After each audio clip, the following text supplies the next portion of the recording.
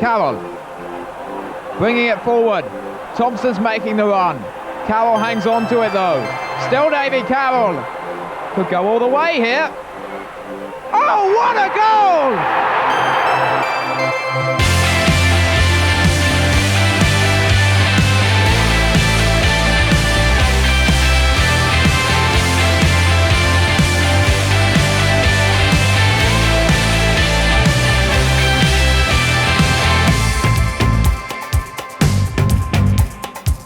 Hello and welcome to this week's episode of Ringing the Blues, the official Wycombe Wanderers podcast in partnership with Virgin Media.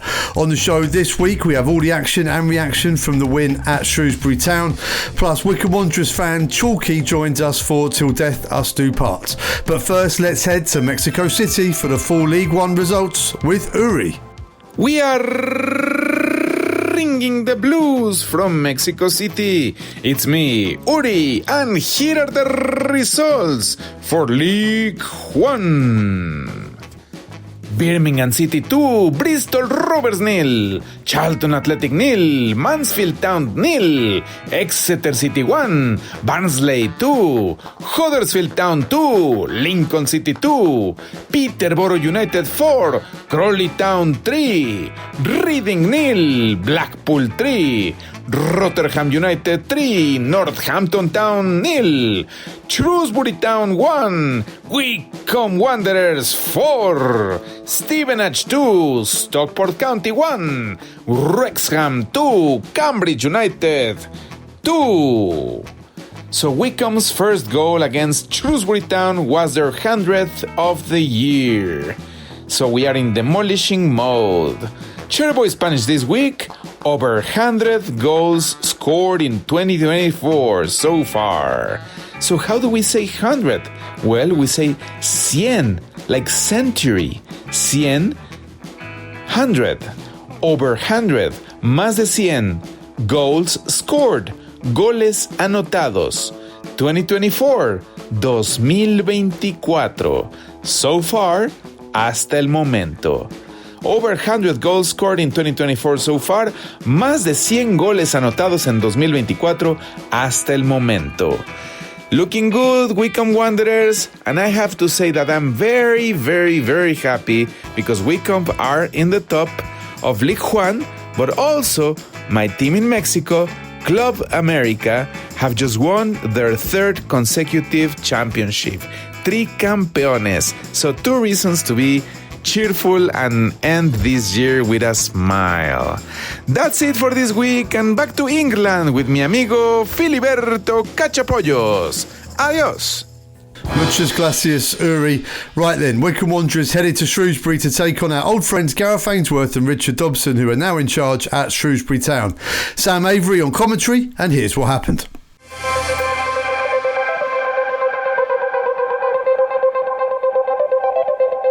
End. Here's Pattenden battling away. Humphreys comes away with the edge of the penalty area. Rides a couple of challenges. Humphreys into the penalty area he goes to the byline. Humphreys tries to find Labala at the back post. It's a free header from a yard out. He couldn't miss, and Labala opens the scoring for Wycombe. It's his 4th goal in 5. He's in fine form, and it's the Chairboys who lead at Shrewsbury by 1-0.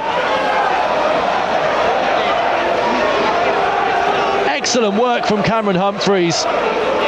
It was all about the persistence and the trickery of the Ipswich loanee. Tiptoed his way to the byline, chipped it to the back post, and Labala's a yard out with a free header he cannot miss. And it's Shrewsbury Town 0, Wycombe Wanderers 1.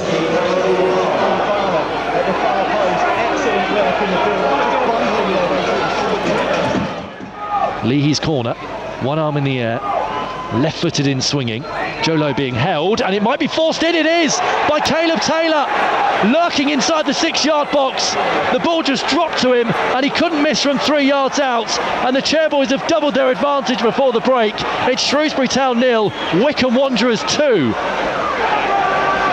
A first in Wycombe colours for Caleb Taylor. Well, Shrewsbury were more focused in holding Joe Lowe and stopping him getting his head to the ball.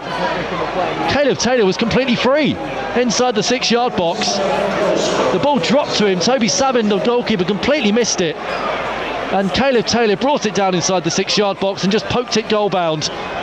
His first Wycombe goal, and it's Shrewsbury Town 0, Wycombe 2, right on half-time. A crucial second goal for the Chairboys. As McCleary goes back to Harvey. Harvey scoops the ball forward up to Udo. It breaks out wide from McCleary. McCleary on the left, up against Luca Hall. Slips it through for Leahy from the byline, gets across into the back post. They're queuing up and they've scored, and it's Fred Onyedinma.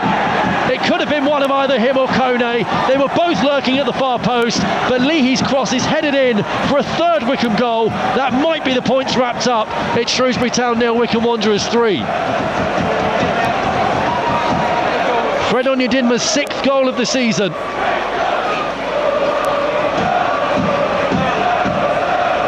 Another really well crafted goal. Slipped through to Leahy on the byline, chipped across to the back post. Really similar to the first goal, in truth.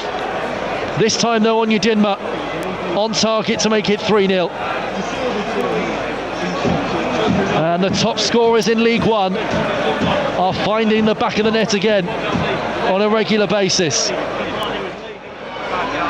Struck by Shipley, and he's found the corner. Well, there's the moment of quality that Shrewsbury have been looking for.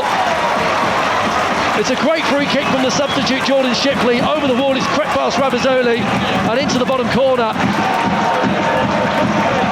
And the deficit reduced to 2. Shrewsbury Town 1, Wycombe Wanderers 3.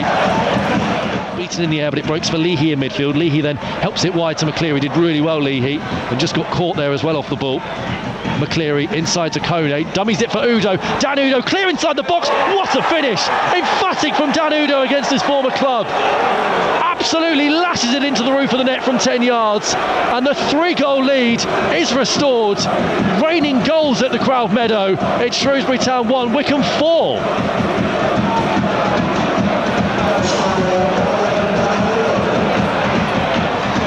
It's a stunning finish from Dan Udo. It really is. A cracking hit. On his old stomping ground. And the Chairboys lead 4-1. 5 minutes ago it was 2-0. Back to winning ways and in some style as well. Yeah, really pleased with the performance today. We had to be professional. We had to be really robust in the way we went about our work, because I played for the Gaffer for many years. I knew the questions that were going to be asked of our players, and the way they went about their business, and I thought they were totally professional and played some good stuff, created some good chances in the top third of the pitch. Not fluent, I don't think, today, but there was probably some mitigating factors towards that. But in terms of creating chances and executing them, they were excellent. Professional is probably the important word, because in a game like this, with everything around it, it could have been quite easy to put up and do the football, but you just went about and did your job. Yeah, absolutely, and it was a strange feeling. I didn't know how I was going to feel. I stood on the touchline, and it was a strange feeling. I'll be honest enough to admit that, being up against the Gaffer, and it was important for us just to go about our business. I spoke to the players during the week. I absolutely believe that Exeter away and Reading at home, we played some very, very good football, but didn't win the games, and therefore questions start to be asked, which is absolutely fine.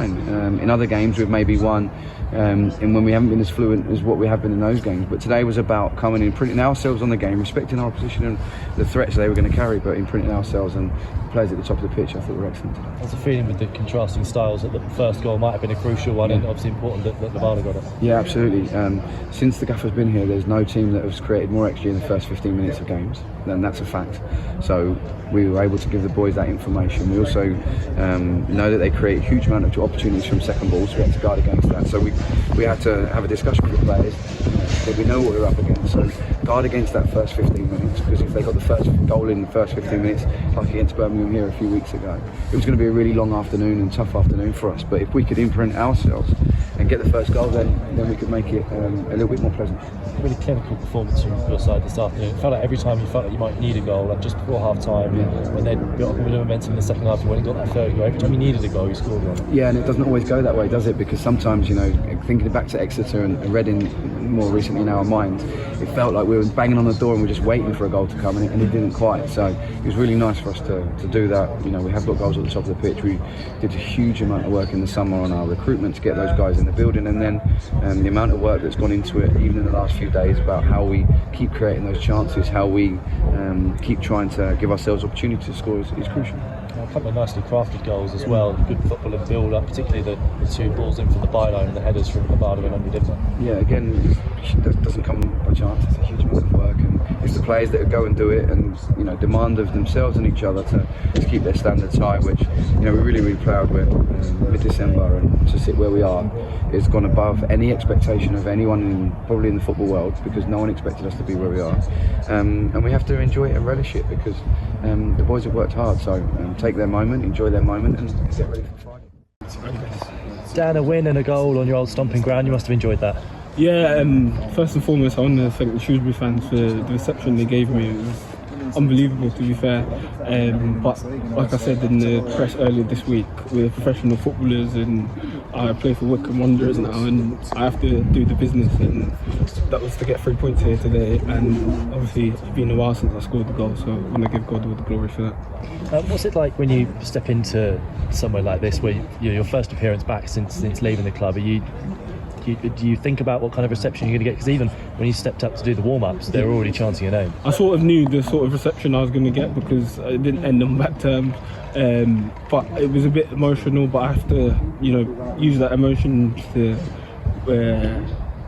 win football games, because my team and my teammates relying on me and the other boys to score goals. So that was what fueled me. Matt Bloomfield just said it's one of the only times he can think of where you've scored against your old team, and they've then started chanting your name. Yeah, he said that in the change room after, but it just goes to show that the Shrewsbury fans, like the Wycombe fans as well, proper football fans and proper people, and they just love players that have worked hard for them in the past, and that's what I did there, and made sure I gave everything, and that's what I'm trying to do at Wycombe as well.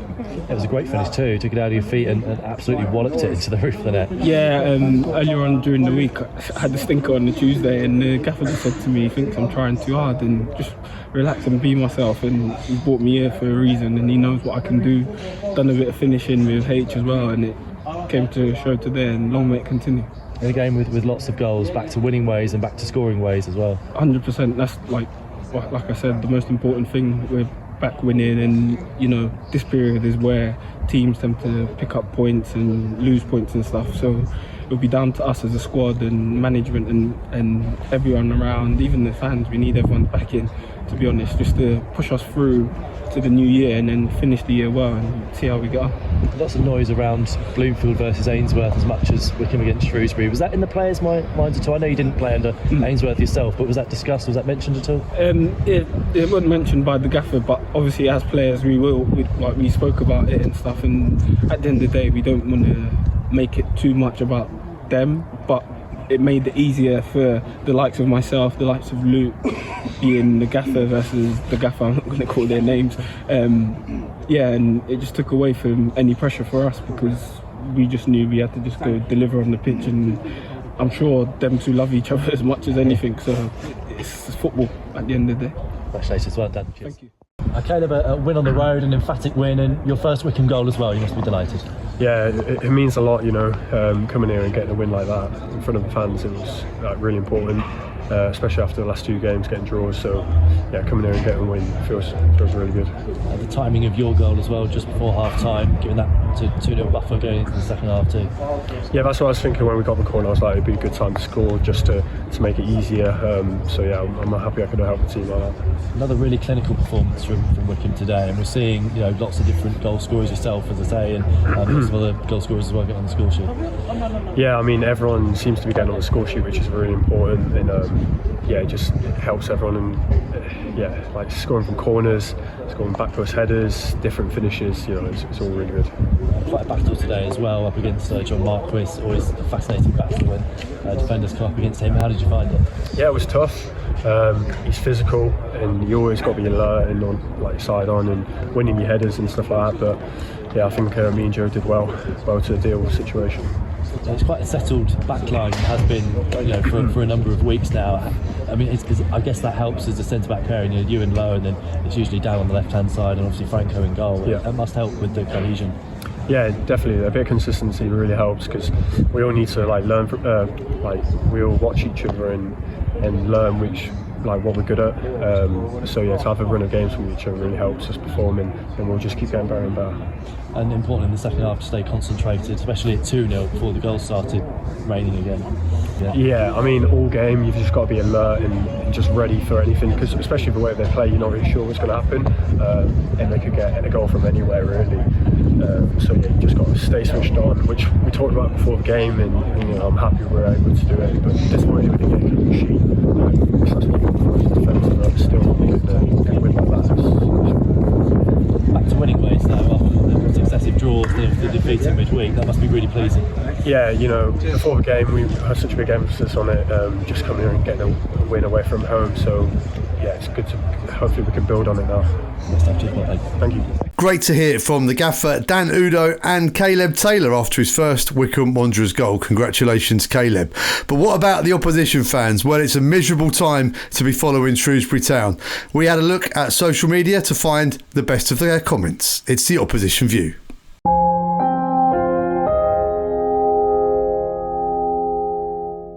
Father O. Oh, we're obviously in a dark place at the moment. Our squad is poor, but even so, we should be doing the basics far better than we are.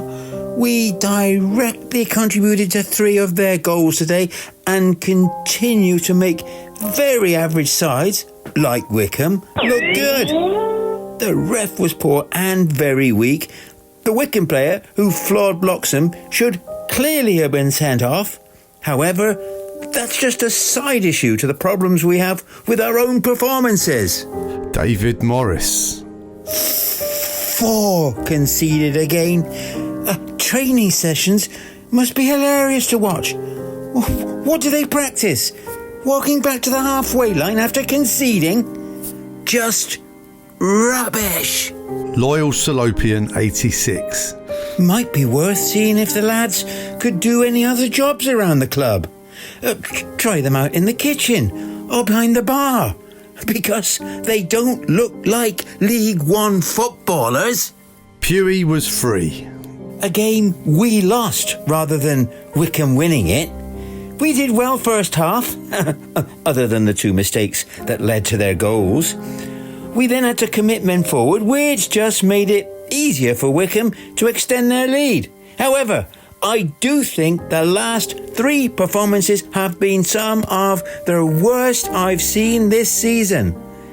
The pipe dream of GA rescuing our season seems to be getting further and further away.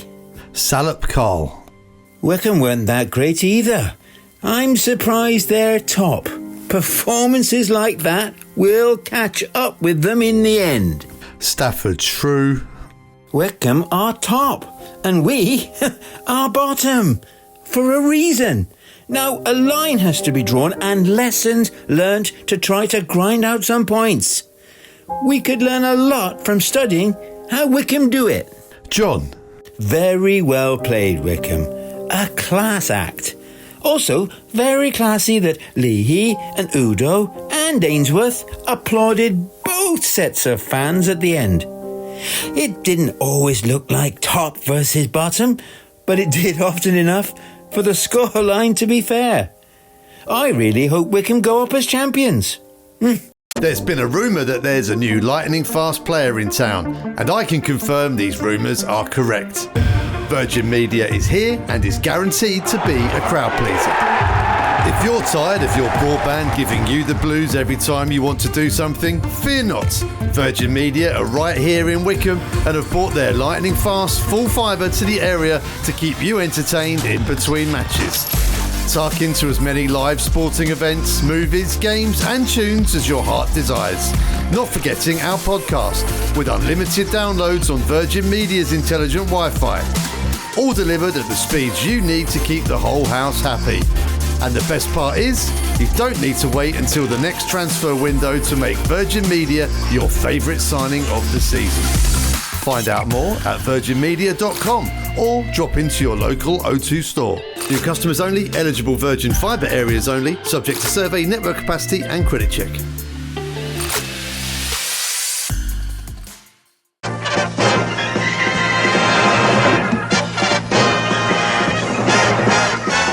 Supporting a football club is like a marriage. Your club is there for life through the good times and the bad. We ask Chairboys fans for their most cherished old memory, their current favourite player, the best borrowed player we've ever had, and for something blue, we talk club merchandise. Right, joining us this week is Chalky. Correct. Is that a name, or are we allowed to use your real name as Stephen as well, or do you want to be called Chalky? It's Chalky. My own mother used to refer to me as Chalky. Okay. Unless she was upset with me. Right, yeah. In which case it would be Stephen, you little... Yeah, there was one of my teachers at school always called me Philip, and then that was when I was bad. Yeah. I've always been Phil otherwise, but yeah, I understand. Yeah. So she used to come in with the Hoover if I'd been on the beer the night before. Oh, right, yeah. Bang it into the bed. So okay. She knew. There we are. Well, a bit of insight already there, Chalky, but let's start off with Wycombe Wanderers. Where does your story begin with our famous football club? It started with a chap called Rod, who was a car dealer, who was in the same trade as I was. I'd given up watching QPR because of the violence that was involved back in the 80s, and I didn't come to any football match. And then my mate said to me one day, "Why don't you come down and watch Wycombe?" So I did, and from that moment on I got hooked. And when was this? Where were Wycombe at that point? They were in the well, it's now known as the National League, isn't it? Okay, yes, yeah, so the conference. Yeah, I can tell you it was one of the first years we were here. So I watched that year, and then after that I bought a season ticket, and I've been a season ticket holder ever since. So it's probably since 91. Wow, yeah. So it's 33 years. And a pretty big 33 years for the club as well. But equally, so leaving QPR to come to Wycombe Wanderers, you know, you'd think, oh yeah, I'm stepping into non-league, but my local club.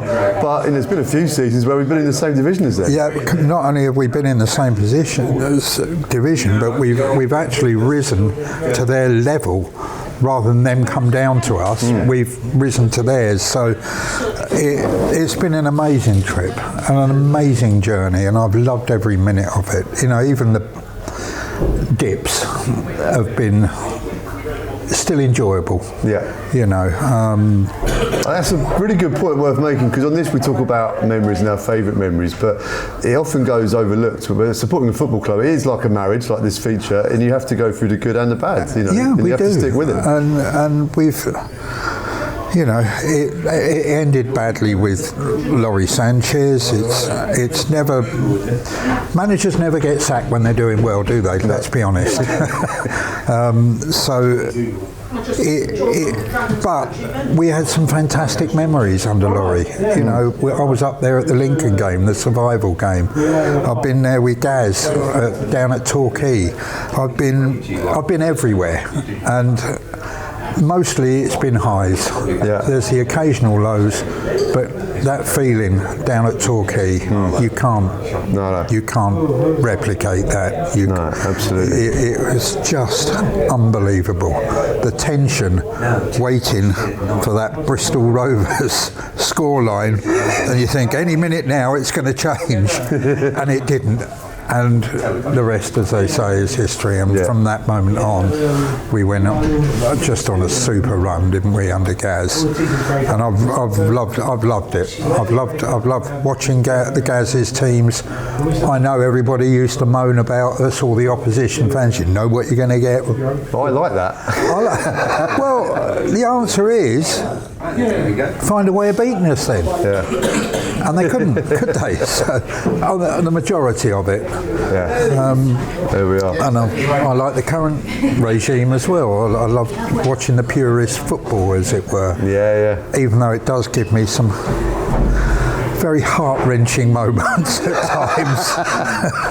Well, there we are. So I think what we've learnt there already is, you know, you've got to have the lows to really, really appreciate the high moments when they come. Yeah. Which moves us on beautifully to our first question. Something old. Your favourite ever memory concerning Wycombe Wanderers? There's been so many, hasn't there?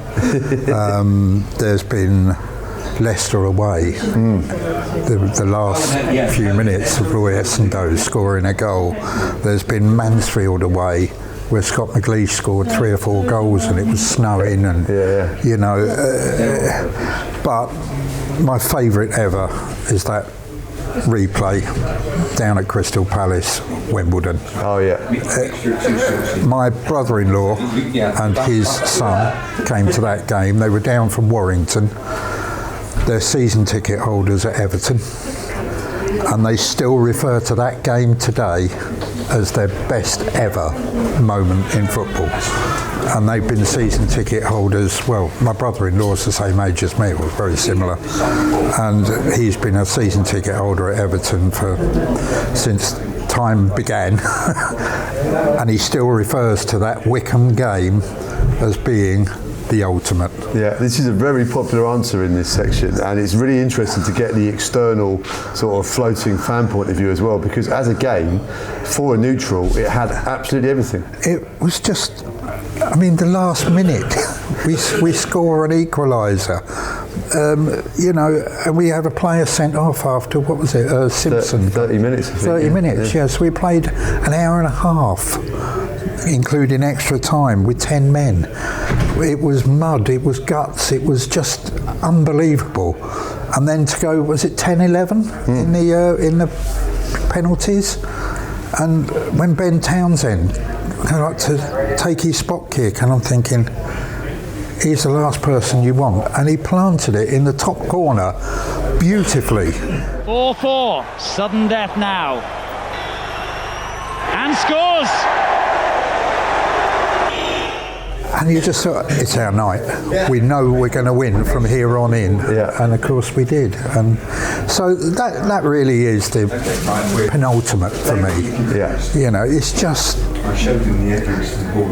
it was almost 70s Ronnie Radford again when he scored. The pitch certainly Yeah, was. the pitch, yeah, exactly. You had the pitch, you had, it was a mud bath, and it was it a January game, or I can't remember now. It would have been early in the year, because I think it was, it would have been maybe January or possibly February. And so it was a mud bath. Yeah. And it just had everything, that game. And as I say, my brother-in-law and his son, who's now much taller than me, and he's a teacher in Stratford. And he still refers to that game as the best. So for me, it has to be Wimbledon against Wycombe, FA Cup replay. A fantastic answer, but also perfect to get the validation of non-Wycombe fans as well, to say, this is one of the best football matches I've ever been to. And unfortunately, now due to the powers that be, you know, I mean, it would have been unlikely to get a replay of these sorts of events anyway, but there will be no replays in the FA Cup now, which takes away these moments a bit. That's right, and it's a crying shame. It's the oldest cup competition in the world.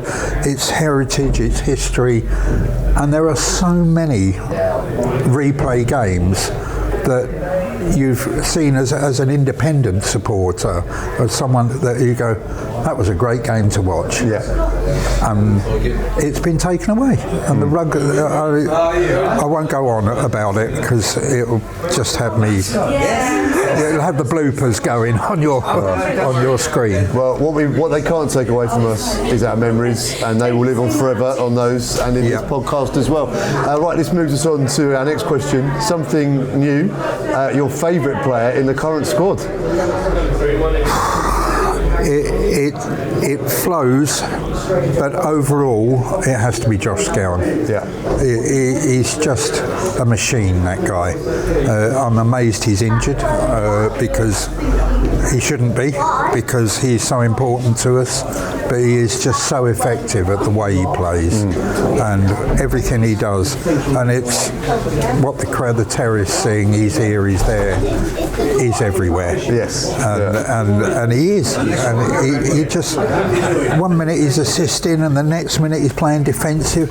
And what I never ever understand is, why does he win so many headers from defensive corners? He's He's one of the smallest players on the pitch. So how does he do it? And they never seem to get it over him. I don't know. I have no idea. So my favourite player has got to be Josh Scowen, but it's closely followed by Joe Lowe at the moment. I think he's just a colossus in defence. Obviously Fred coming back is a big bonus to us, and he's assisted and scored umpteen goals already. But I keep coming back to Josh Scowen for that very reason. You mentioned the new regime and the new style of football, and it means that we're sitting a different side to Josh Scowen, that he can really play. He can play. I mean, those goals away was at Burton, and he put 2 balls through. Unbelievable. And where does he get that vision from? He's just, you look at it and you think, that's not the Josh Scowen of under Gareth Ainsworth. He was there as a solid, reliable, defensive midfielder. Now he's everything. I think he's more complete now. And he's one of our own, because he's old enough now, unbelievably, to have been through the original academy before it closed, and the academy is opening up again. So the next Josh Scowen is already putting his boots on somewhere. We'll be seeing them in the coming years, hopefully. Hopefully we will. Yeah, definitely. So Josh Scowen, I think Joe Lowe would have made it, but he hasn't got the longevity. Not yet. But I'm hoping that we'll re-sign him and keep him going, because I think he's so important to us. Well, it's another tricky question, that one as well. There's loads to choose from. Right, we're moving on to something borrowed. Favourite ever loanee at Wycombe Wanderers, or player that you wish we'd signed but never did? Well, I'm going to choose one that's out of the box. It's not the norm, because most people go for Eze and the centre back we had, Alfie Mawson. I'm going to opt for Sam Saunders. First entry. This is excellent. He was just so important to everything we did. He came with Nico Yanaris.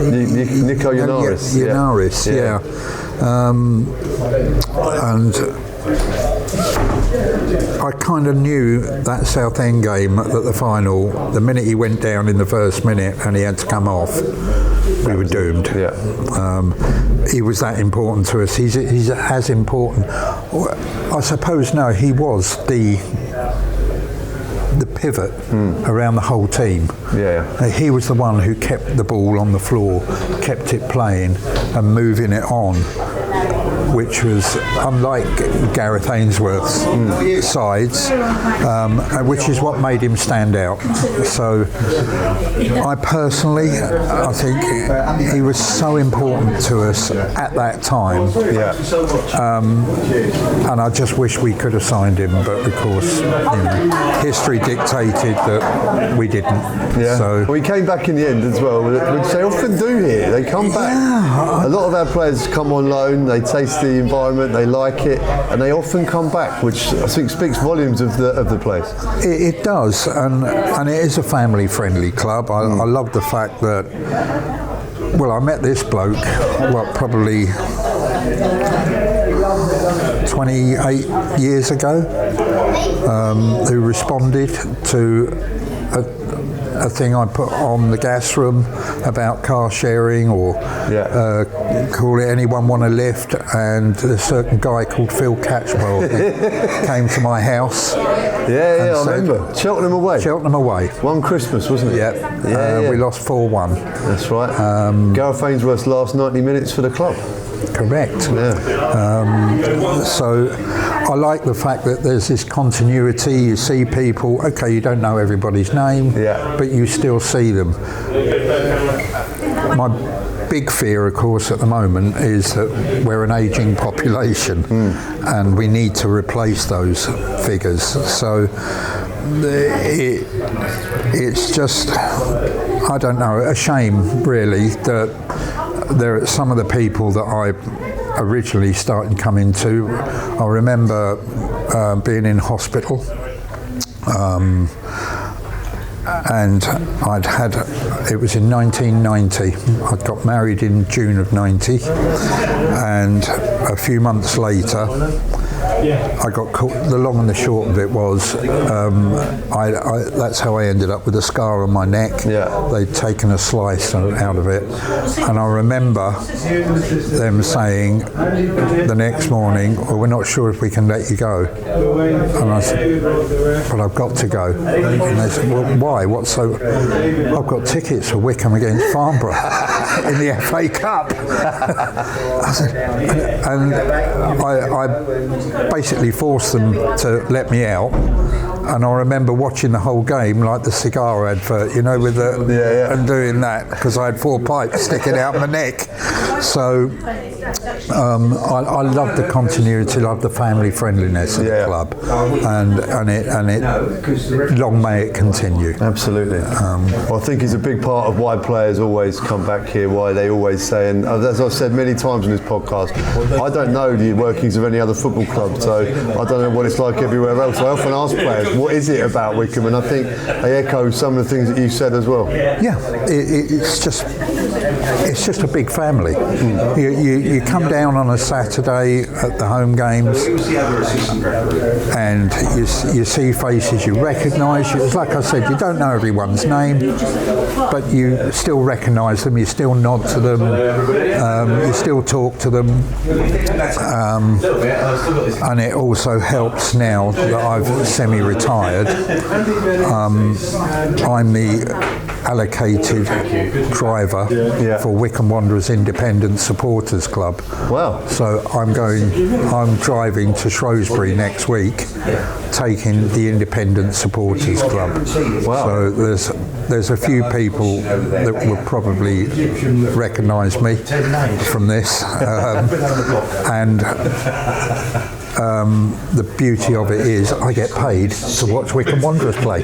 There we go. You can't ask for more, can you? The camaraderie on the supporters buses is great. It's another great thing of this club as well. I've been to Bradford away on the official one, and there's no animosity. There's no many little rivalries going on. It's just everybody getting on with each other.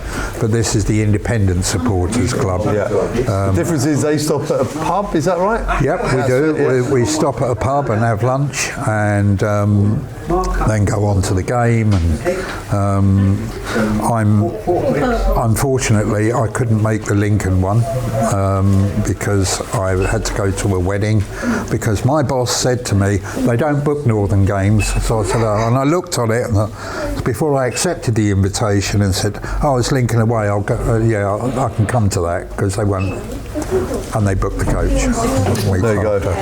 So, and what a great game it was as well. Yeah. You know, absolutely. So it is a dying shame that I didn't make that, but it is what it is. So I'm going to Shrewsbury next week, where I will be driving the independent supporters. Right, we bring us on to our final question. Something Blue, your idea for the club shop. What should the club be selling in the club shop, which is through that door to your left? You've brought something with you. Something with me. Now, it's caused many a merriment around the town. I don't know if the camera can see it. Yeah. If you lift it up a little bit, that would be perfect. For our podcast listeners, this is a T-shirt being held up here that says, I love my wife, and in the smaller letters underneath, when she lets me watch Wycombe Wanderers. There we go. My wife made it for me, and I just think it's something that wouldn't cost the club a fortune. It could be sold on, a bit like the beanie. T-shirt underneath the Marcus Bean T-shirt. And I still wear that as my pyjama top. So I just thought something like that, which would be amusing. I mean, I was wearing it when I went up to the Wycombe dump the other week, and eventually some woman came to me and said, excuse me, what's that written on your T-shirt? So I just showed her, and she laughed hysterically. And I just think, well, what a good idea that would make for a cheap just a cheapy present. Doesn't have to be expensive. You know, I don't know what the club ins and outs are, but I'm sure they could produce something like that. Absolutely, yeah. And I just thought, what a great idea! It was something my wife made for me as a joke. A bit like I'm the one that wears occasionally that swan hat. You know, the baseball cap with the swan on the and the feet and whatever. She spent hours making that, thinking I would never wear it. Wow. And guess what? I wear it. And did she not come to the football with you? Yes, she's a season ticket holder. Okay. Unfortunately, she can't make today. Yeah. And neither can my son. He's at a wedding. So you need to get better friends who don't get mad in the football season. It's just a nightmare. So, I'm glad I could make it, but I'm nobby no mate, so I've got 3 seats to myself at the moment. Okay, well, hopefully we speak ahead of the Reading game, so hopefully we're talking ahead of another home win. Hopefully. Let's pray. Well, Chalky, it's been a real pleasure to get you on. Thank you for your support, your T-shirts, your hats, etc., your driving, and many more years and happy memories to come, no doubt. Hopefully. Thank you.